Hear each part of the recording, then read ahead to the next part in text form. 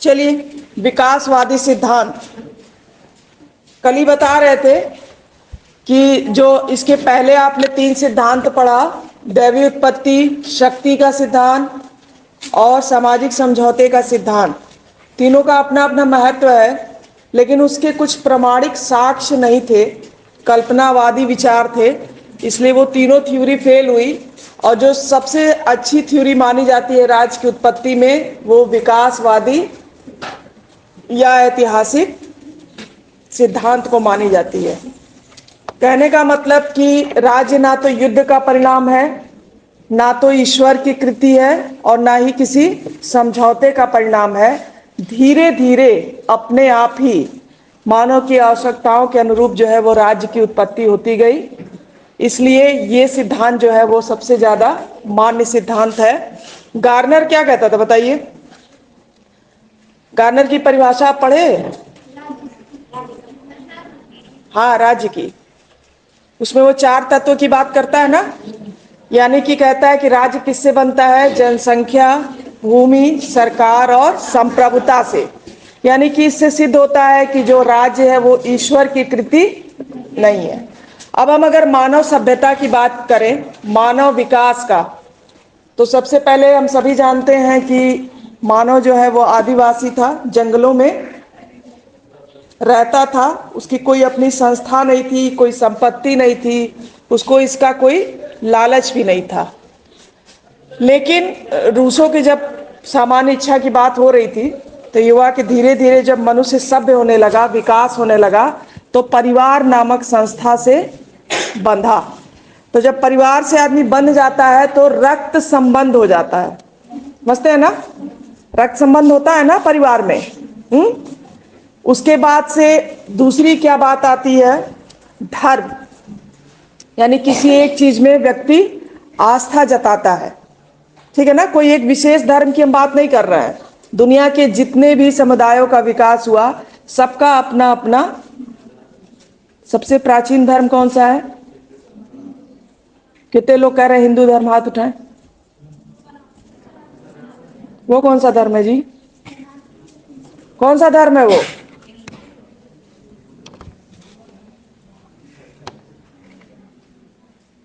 High school में social science में पढ़ा नहीं था?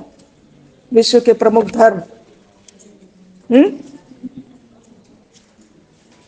सब अपने धर्म को जो है प्राचीन धर्म मानते हैं, लेकिन जो किताबों में हमने पढ़ा वो यहूदी धर्म को लोगों ने कहा कि सबसे पुराना धर्म है। कोई जैन को कहेगा, कोई बौद्ध को कहेगा, कोई इस्लाम को कहेगा, यानी सबको कहेगा। ठीक है ना? लेकिन आपको जानना चाहिए। और इधर आओ, सनातन मतलब क्या होता है बताओ? बहुत लोग की आवाज इधर आ रही थी। है तो कौन सा धर्म है? जब फॉर्म भरते हैं, कोई फॉर्म भरते हैं ना, तो धर्म पूछता है, तो उसमें सनातन भरते हैं क्या? तो अपना दिमाग ना लगाइए, सोशल मीडिया, व्हाट्सएप, यूनिवर्सिटी से दूर रहिए। कई बार हम कहते हैं पढ़ाई में व्हाट्सएप, यूनिवर्सिटी से दूर रहिए। ठीक ना? जब धर्म, आप खुद देखिए, दुनिया भर के फॉर्म भरते हैं ना, कहीं सनातन धर्म भरा क्या? फिर कहां से आ गया?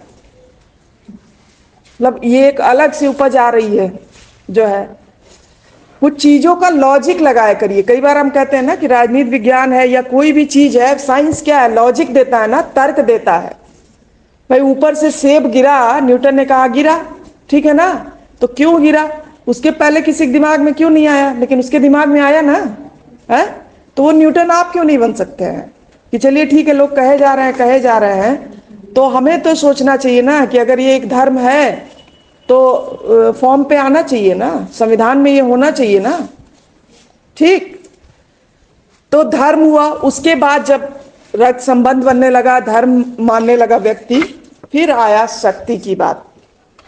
ठीक है ना? भाई शक्ति तो होगी ना। मान लीजिए शक्ति के सिद्धांत के अनुसार हमने पढ़ाया कि पहला राजा तो जो था वो एक भाग्यशाली योद्धा था। ठीक है ना? उसने क्या किया?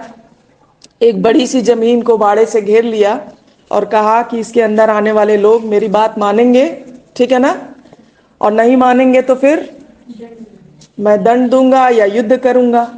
उसके बाद केवल बाड़े तक ही वो सीमित नहीं रहा, चलो बाड़े से बाहर चलें, क्योंकि रूसों का कल सिद्धांत जब हम पढ़ रहे थे तो पढ़ रहे थे ना कि इच्छा जो है वो मनुष्य की होती है, और मेन इच्छा किस चीज की होती है? शक्ति की, संपत्ति की, सत्ता की। फिर उसके बाद शक्ति आया, उसके बाद जो है लोगों में धीरे धीरे चेतना विकसित हुई। समझ रहे हैं ना? चेतना ये विकसित हुई कि केवल जमीन लेके हम क्या करेंगे, बड़ी सा घेर लेंगे, केवल आदमियों को लेके हम क्या करेंगे, जब तक हम उनके लिए कुछ काम ना करें, कुछ विकास ना करें। तो यानी कि सामाजिक चेतना जो है वो व्यक्तियों में जागृत हुई। उसके बाद फिर वही आपको बताए कि जब सामाजिक चेतना जागृत हुई तो लगा कि ये देश तो हमारा है, बगल वाला भी देश होगा, या बगल वाला जमीन भी है, अगर उसके पास ज्यादा सुविधाएं हैं तो क्यों ना हम उसी पे जाके कब्जा जमा लें। तो फिर संपत्ति बढ़ने लगी लोगों की धीरे धीरे। फिर जब संपत्ति बढ़ती है तो उसकी सुरक्षा के लिए कोई संस्था चाहिए ही चाहिए। आप अकेले अपनी संपत्ति की सुरक्षा नहीं कर सकते हैं। कर लेते हैं? अभी कौन कर रहा है आपकी संपत्ति की सुरक्षा? सरकार कर रही है, कानून कर रहा है, ठीक है ना। और कुछ रीति रिवाज भी चले आते हैं। जैसे आपके पिता की संपत्ति है तो रीति रिवाज ये कहता है कि वो संपत्ति किसकी होनी चाहिए? बेटे की होनी चाहिए। लेकिन कभी कभी कोई पिता कह देता है कि हमको नहीं देना अपने बेटे को संपत्ति, फिर बेटा किसका दरवाजा खटखटाता है? यानी कि कानून। तो लोगों को लगा कि एक नियम बनना चाहिए, हमारे समुदाय में या संस्था में एक नियम बनना चाहिए। यानी कि मानव के विकास की ये सब चेन है जो मैंने अभी आपको बताया, वो चेन है। समझ रहे हैं ना? पहले परिवार बना, फिर धर्म हुआ, शक्ति हुआ, संपत्ति आई, फिर रीति रिवाज जुड़े। तो इन लोगों का कहना था, बहुत सारे विचारकों का, कि राज्य का जो विकास है वो धीरे धीरे क्रमिक परिवर्तन के साथ हुआ। और आज जो हम राज्य देख रहे हैं वो कोई जरूरी नहीं कि युद्ध का परिणाम हो, ठीक है ना, या कोई भी जरूरी नहीं है कि ये समझौते का परिणाम हो। दैवी उत्पत्ति का तो सिद्धांत गलत हो ही गया हर धर्म में, ठीक ना, कि राज्य किसने बनाया? ईश्वर ने बनाया, और राजा को अपना प्रतिनिधि बना के भेजा। तो ये तो बात गले उतरने वाली नहीं थी, ना ईसाई धर्म में, ना मुस्लिम में, ना हिंदू में, ना बौद्ध में, ना जैन में। ज्यादातर जो कही गई वो ईसाई और हिंदू में ज्यादा कहा गया कि राज्य जो है वो ईश्वर की कृति है। मनुस्मृति में ये कहा गया है, ठीक है ना, कि राज्य जो है ईश्वर ने बनाया है और अपना प्रतिनिधि बना के राजा को भेजा है, और राजा का बेटा ही राजा होगा। ऐसे ही ईसाई में भी था, ठीक है ना। दो तलवारों का सिद्धांत की पीटर जो ईसा के एक प्रिय शिष्य थे, उनको दो तलवार मिली, ईसा ने दी और कहा कि एक तलवार तुम चर्च को दे देना और एक तलवार राजा को दे देना, ठीक है। तो ये ईसाई में चल रहा था, और हिंदू में आप जान ही रहे हैं। बाकी के जो धर्म हैं, मुस्लिम धर्म का आपको पता ही है, बहुत बाद में उदय उसका हुआ जो है, तो वहां पे पैगंबर आए जो है उसको चलाने वाले, तो उनका अपना राज्य था। धीरे धीरे कहा जाता है कि भाई ईसाई धर्म से ही कट के जो है वो मुस्लिम धर्म बना है, दो वो हो गया। तो सबसे इम्पोर्टेंट और सबसे अच्छी बात इसमें ये लगती है कि इसकी कुछ आलोचना नहीं की जा सकती है क्या ऐसा आलोचना? अगर विकासवादी सिद्धांत की बात हम करें तो कोई आलोचना समझ में आ रही है? मानव का जब विकास हुआ आप तो पढ़े होंगे ना, आदि मानव का विकास कैसे हुआ बताइए। अगर हम कहें दो चार लाइन में डिस्क्राइब करिए कि मानव पहले जंगली था, असभ्य था, कैसे विकास हुआ उसका, क्या बताएंगे आप? बताइए, साइंस के हिसाब से बताइए या किसी भी विकास उससे बताइए, थ्योरी से, कि मानव का विकास कैसे हुआ। आज हम इतने विकसित हो गए हैं, एक दिन में हुए हैं? तो ऐसे ही मानव का भी विकास जो एक दिन में नहीं हुआ। पहले वो जंगल में रहता था, जंगल से फिर धीरे धीरे, अच्छा इतिहास में आपने पढ़ा होगा जितनी भी सभ्यताएं विकसित हुई वो सब नदियों के किनारे विकसित हुई ना। बताइए दो चार सभ्यताओं के नाम बताइए। किसकी? हाँ, और बस यही दो? मिस्र, बहुत सारे सभ्यताएं, 7-8 सभ्यताएं तो हम लोग पढ़े ही थे। हाँ, सीरिया की सभ्यता, ये सब किसी ना किसी नदी के किनारे सभ्यताएं विकसित हुई हैं। क्या कारण रहा नदी के किनारे? चलिए ये हो गया, ये तो बहुत बात की बात है, व्यापार तो बड़ी बात की बात आई। सबसे बड़ी बात कृषि का, कृषि के लिए बहुत साधन हुआ, लेकिन वो सही कह रहा है कि व्यापार के लिए भी भाई मनुष्य में जिज्ञासा उत्पन्न हुई ना, कि देखिए नदी कहाँ जाती है। भाई तैरना नहीं जानता होगा, फिर तैरना सीखा होगा, फिर लगा होगा कि तैर के इतना लंबा कैसे जाएंगे, तो किसका आविष्कार किया होगा?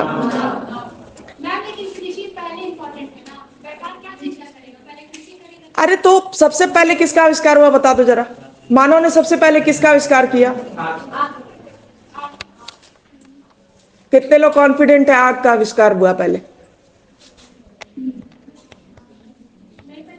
अरे पहले पत्थर नहीं ढूंढा, आग पहले ही पैदा हो गया है? पत्थर ही घिस के ना आग बनाया, फिर पत्थरों से औजार भी तो बनाया है, फिर आग बनाया, फिर पहिया बनाया, फिर रथ बनाया, फिर कृषि का आविष्कार हुआ। लेकिन व्यापार बहुत मायने रखता है, ये बात सही है। मान लीजिए हमने आपसे शुरू में ही कहा कि एक जगह कितना फल मूल और अनाज उगा लेंगे आप। आज ही आपकी अर्थव्यवस्था क्या भारत के ही अनाज उगाने से सब चल जा रहा है? आयात नहीं हो रहा है दूसरे देश से है? G20 हो रहा है, इसी की तो मारा मारी है। तुम हमको भेजो, हम तुमको भेजे, और उसमें समझौता करें जो है। तो बात ये है, कहने का मेरा ये मतलब है कि एक दिन में राज्य नहीं बना, ठीक? राज्य के बनने में कई साल लग गए, और अभी भी राज्य का विकास हो रहा है और होता ही रहेगा। ये क्रमिक चलने वाली प्रक्रिया है, विकास जो है वो क्रमिक चलने वाली प्रक्रिया है। हाँ, लोगों को जैसे जैसे ज्ञान होता गया वैसे वैसे राज्य का भी विकास होता गया। आपको बताया ही कि मनुष्य एक ऐसा प्राणी है जो अकेला नहीं रह सकता है। रह लेगा अकेला? सामाजिक प्राणी कहा था ना अरस्तु ने कि मनुष्य जो एक सामाजिक प्राणी है। सामाजिक का क्या मतलब है?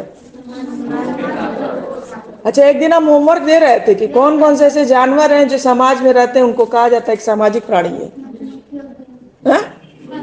मधुमक्खी, दीमक, चींटी है, भेड़िया भी है, वो हमेशा झुंड में रहता है, ठीक है ना? वो एक परिवार बना के रहता है। तो कहने का मतलब कि जब कुछ जानवर अकेले नहीं रह सकते, मानव भी अकेले नहीं रह सकता है। अब मानव मान लीजिए 5-6 लोग के साथ रहेगा तो उसमें भी अपनी सत्ता केवल अकेले नहीं ना चलाएगा है? भाई तुम मेरी बात मानो तो हमको भी तुम्हारी बात माननी पड़ेगी। जैसा कि लॉक ने कहा कि जो बात आपको अपने लिए पसंद नहीं है वो दूसरों के लिए मत करिए जो है। तो आपको क्या लगता है, 4 सिद्धांत आपने पढ़े, उसमें सबसे अच्छा सिद्धांत क्या लगता है आपको, क्या होना चाहिए? हम तो कह रहे हैं कि ऐतिहासिक है, लेकिन हमारे हिसाब से बाकी 2 सिद्धांत, पहला तो नहीं, पहला तो हम गलत कहते हैं, दैवीय उत्पत्ति का सिद्धांत, लेकिन शक्ति का सिद्धांत भी कोई बहुत गलत नहीं है।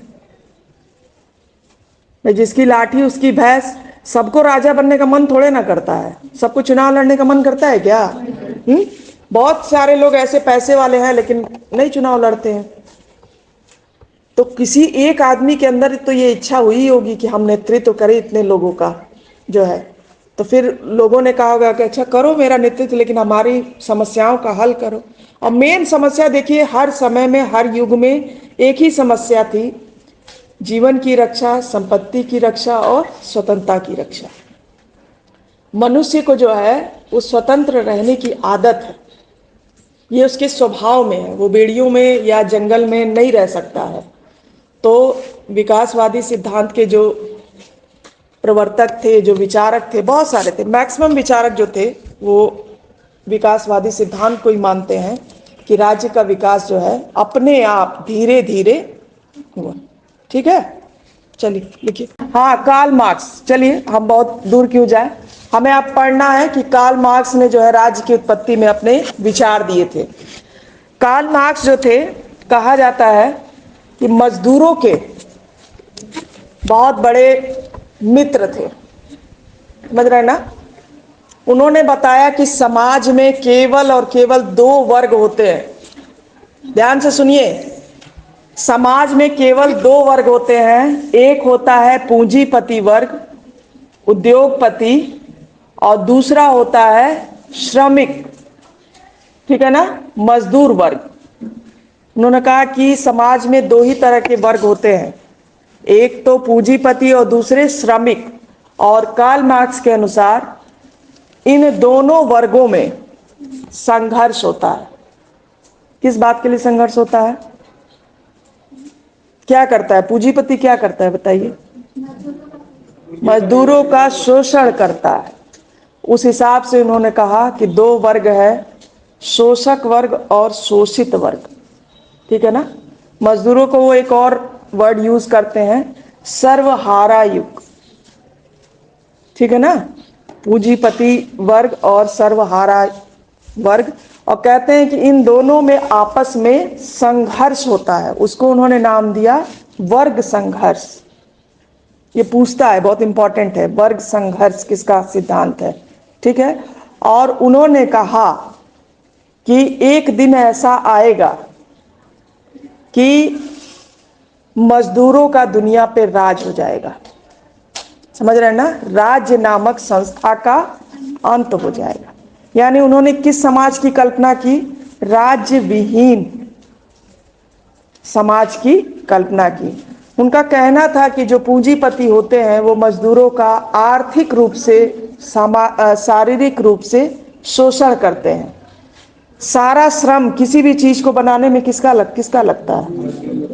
मजदूरों का लगता है। लेकिन जो उसके बदले में श्रम का वेतन होना चाहिए वो पूंजीपति उनको नहीं देते हैं। आज भी ये सच है ना, आज भी तो ये सच है कि जो उनका मेन वेतन होता है वो उनको नहीं मिलता है। तो उन्होंने कहा कि एक दिन ऐसा आएगा कि सारे दुनिया के मजदूर एक हो जाएंगे। उनका नारा भी था कि दुनिया के मजदूरों एक हो जाओ। उनकी किताब का नाम है, देखिए एकदम दिमाग से उतर गया है, Das Kapital, sorry Das Kapital, ठीक है ना। पूंजीवाद पे उन्होंने किताब लिखा था। और ये सही बात है कि मैक्सिमम देश जो है वो पूंजीवादी ही है। जब थर्ड ईयर में पढ़ेंगे या शायद फोर्थ सेमेस्टर में भी है, नहीं आप शायद सेकेंड पेपर में पढ़ रहे होंगे, वाद पढ़ रहे हैं ना, सब सिलेबस में होगा ना। 204 में सिलेबस में वाद ही पढ़ना है ना। क्या है 204 का सिलेबस, क्या है?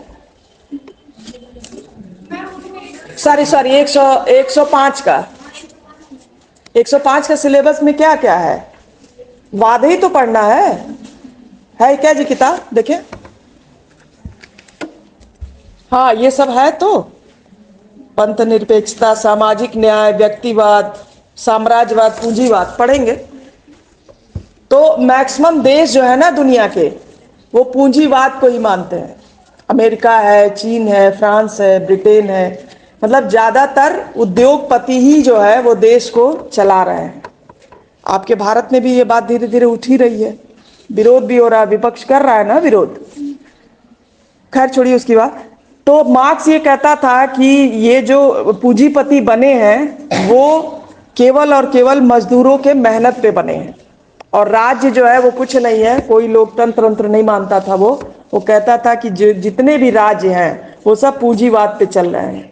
और उसने कहा कि इन दोनों वर्गों में हमेशा संघर्ष होता रहा है और होता भी रहेगा, और एक दिन ऐसा आएगा कि जब राज्य नामक संस्था का अंत हो जाएगा और मजदूरों का जो है उस पर राज हो जाएगा। हालांकि ये थ्योरी भी उनकी फेल हो गई, काल्पनिक तरह से, एक तरह से था। अगर राज्य नामक संस्था का अंत हो जाएगा तब तो फिर वही भेड़ चाल पहले जैसा हो जाएगा, अराजकता फैल जाएगी। लेकिन उन्होंने ऐसी कल्पना की। फिर भी मार्क्स की थ्योरी बहुत अच्छी मानी जाती है कि जब उन्होंने ये बात उठाई मजदूरों वाली, तो उसके बाद से दुनिया के बहुत सारे देशों में मजदूरों के लिए कानून बनने शुरू हुए। समझ रहे हैं ना, उनके लिए बहुत सारे कानून बनने शुरू हुए। बताइए कोई एक नियम मजदूरों के लिए जो बने आपके भारत में है? कुछ बताओ।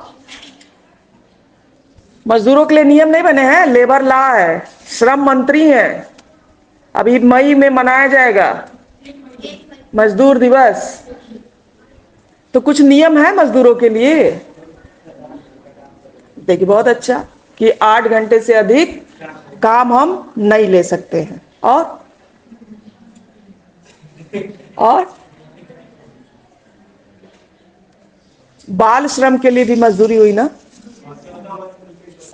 काम नहीं करा सकते हैं, अगर कराएंगे तो उनके लिए दंड है। किसी मजदूर की आपके यहाँ दुर्घटना में अगर मृत्यु हो जाती है तो उसको आप पूरे हर्जाना देंगे। बहुत सारे नियम बन सके हैं, लेबर लॉ पढ़िएगा।